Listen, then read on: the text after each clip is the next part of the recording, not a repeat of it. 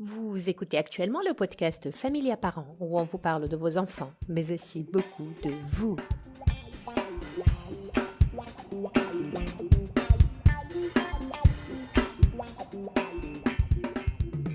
Bonjour, je suis votre coach familial, Kausar Bibish-Sinewi. Ceci est l'épisode 25 de mon podcast Famille à parents.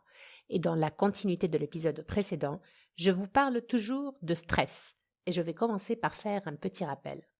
Donc, qu'est-ce que le stress ? Le stress est une réaction générale de votre corps face à un danger potentiel. Le corps, sous stress, libère des hormones dont le rôle, entre autres, est de lui fournir le moyen de faire face au danger, c'est-à-dire se défendre ou fuir. Le problème, c'est que de nos jours, on perçoit souvent un danger et tout ça prend place dans notre corps, mais en réalité, nous ne fuyons pas, physiquement parlant, et nous ne nous battons pas non plus. En tout cas, je l'espère pour vous. Donc, toutes ces hormones et toute cette énergie liée au stress sont accumulées dans notre corps et cela affecte énormément notre santé. Donc, j'ai parlé de tout ça dans l'épisode précédent. Alors, que faire ? C'est de ça qu'on va parler durant cet épisode. Pour commencer, vous vous rappelez sûrement qu'on avait parlé de changement de perspective la dernière fois. Si vous ne savez pas de quoi je parle, je vous invite à écouter l'épisode précédent avant de continuer à écouter celui-ci. Pour ceux qui sont pressés, je vais résumer.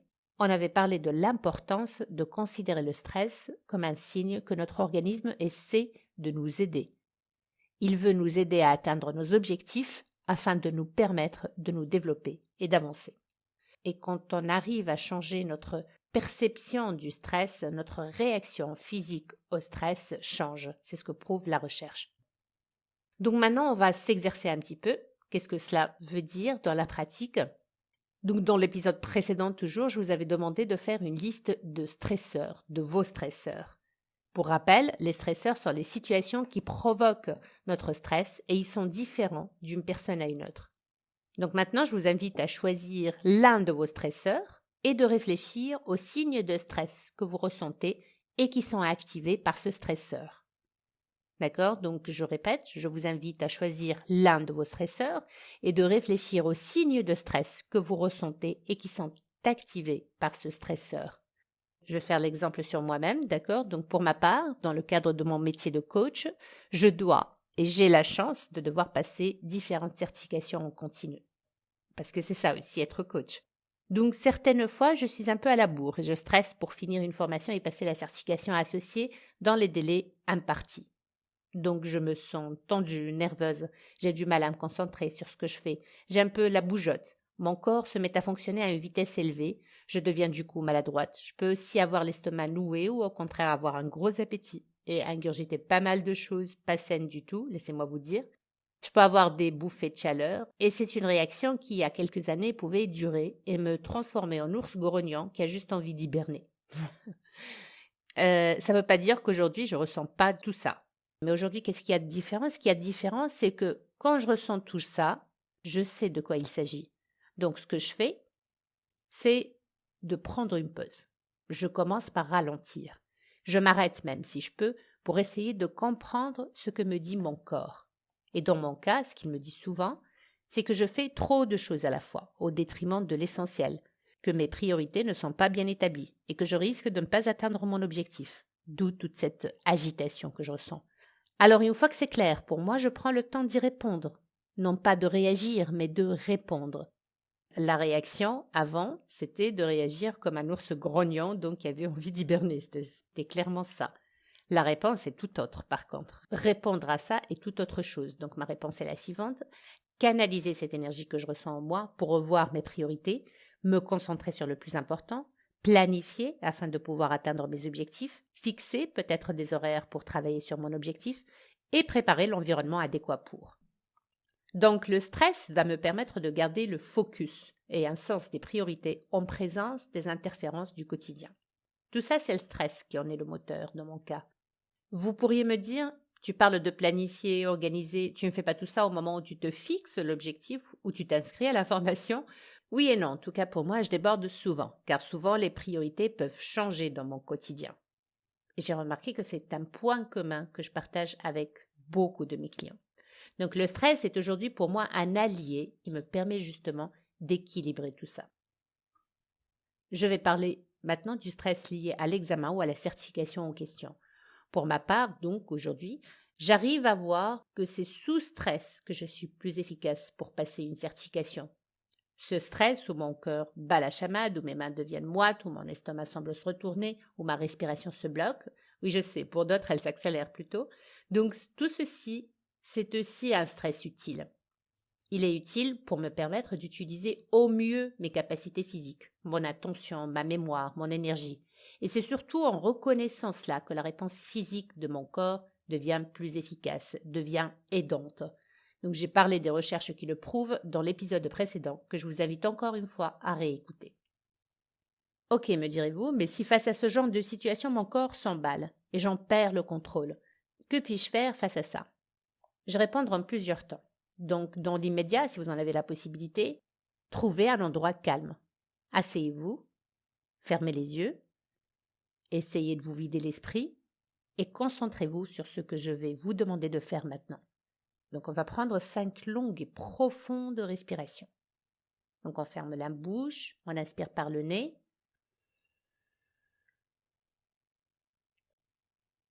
Et on expire lentement, doucement, mais totalement.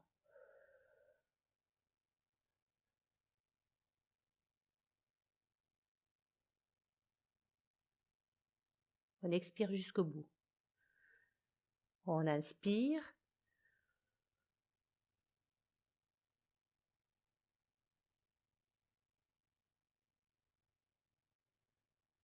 Et on expire jusqu'au bout.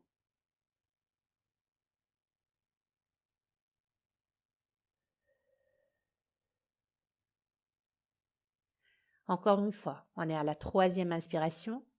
Donc on inspire.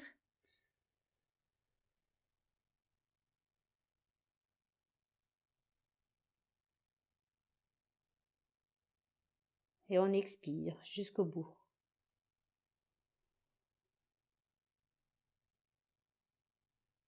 On se vide complètement. 4, on inspire.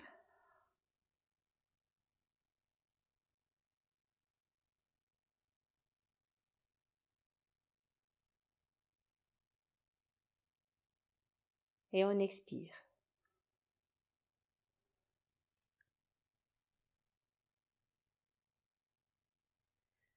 Dernière inspiration.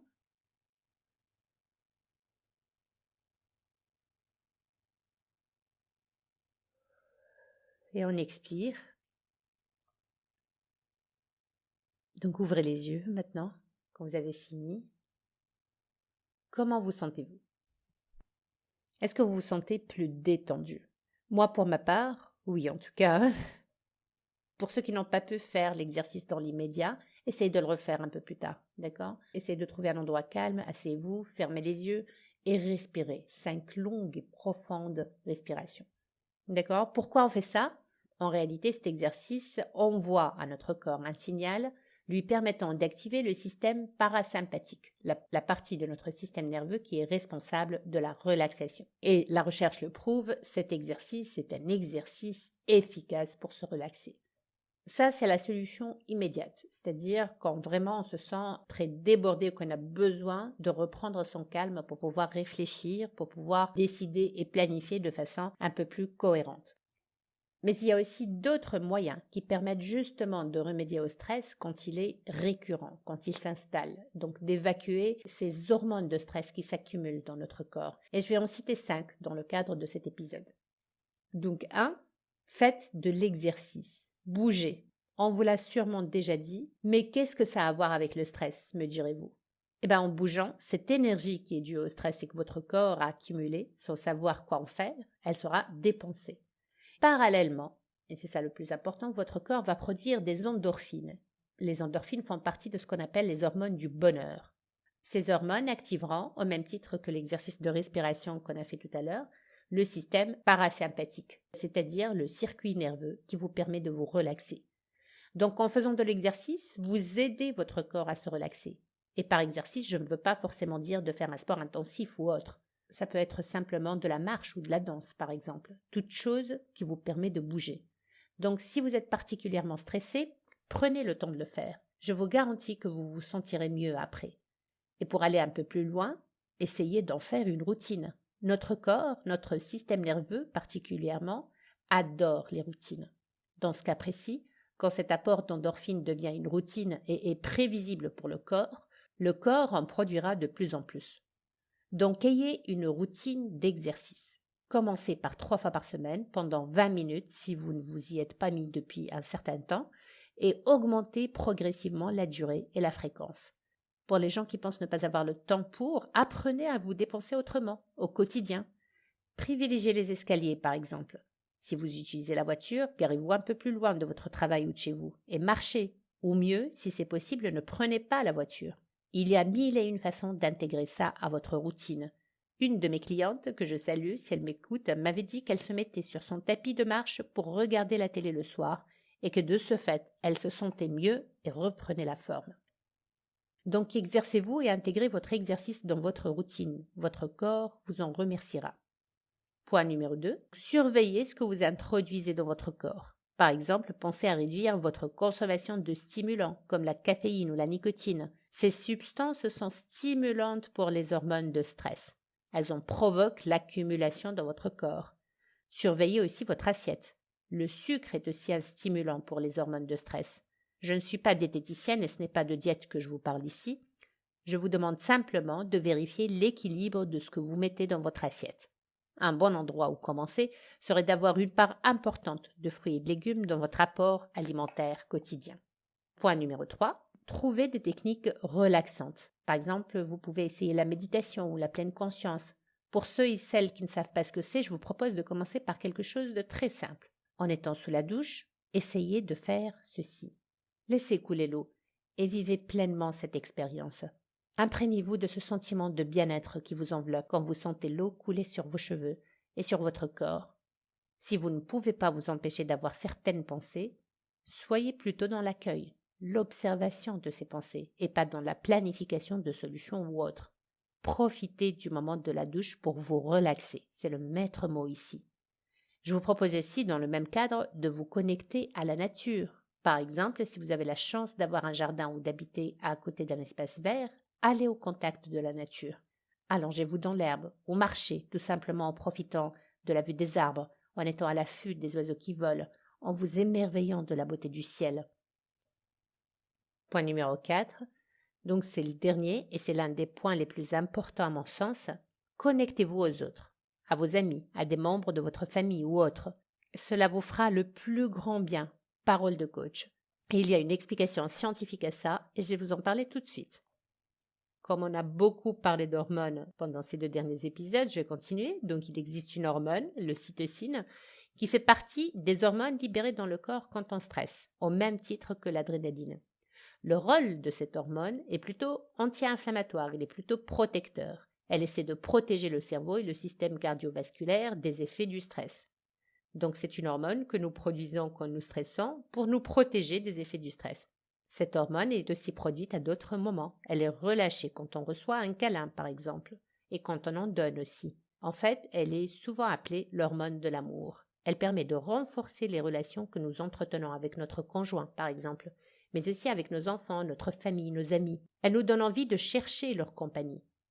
Kelly McGonigal, psychologue et enseignante à Stanford University, on conclut que notre corps relâche cette hormone dans les moments de stress pour nous pousser à chercher la compagnie des gens que nous aimons dans ces moments-là, pour nous pousser à chercher de l'aide auprès d'eux.